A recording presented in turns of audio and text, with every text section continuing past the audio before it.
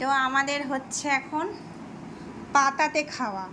এত বাসন মাজতে আর ভাল লাগছে না, আর না পাতা সিস্টেম করো না, শুধু কোনো ঝামেলা নেই। আর বাসন তারপর মাজতে হচ্ছে এখন ব্যাপার না, আমাদের শিফটিং এর জন্য এত কাজ রয়েছে যে এখন ওইটা আর হচ্ছে ওসবের main ব্যাপার। সময় নেই। তো আজকে অর্ডার করা হয়েছে খাবার অনেক দিন বাদে, চিকেন পকোড়া। এখানে রয়েছে হচ্ছে টেস্টি টেস্টি চানা মশলা, আর এটা হচ্ছে তন্দুরি রুটি। বর আমাকে সস সার্ভ করে দিচ্ছে, আর হচ্ছে কাঁচা পেঁয়াজ।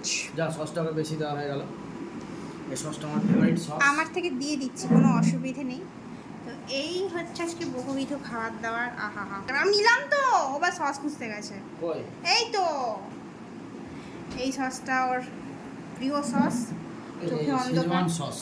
চোখে অন্ধকার দেখে সারাক্ষণ এই সসটার জন্য। হ্যাঁ। তো যাই হোক, চলো এবার আমরা খেয়ে নিই, তো টেস্ট করে দেখি। হ্যাঁ, তো কেমন লাগছে একটু শুনি।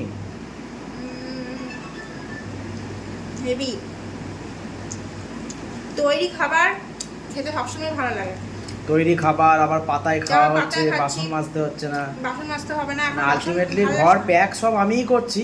হ্যাঁ, মাঝে মাঝে একটু হাতে করে ধরিয়ে দিচ্ছে। সেই আর কি।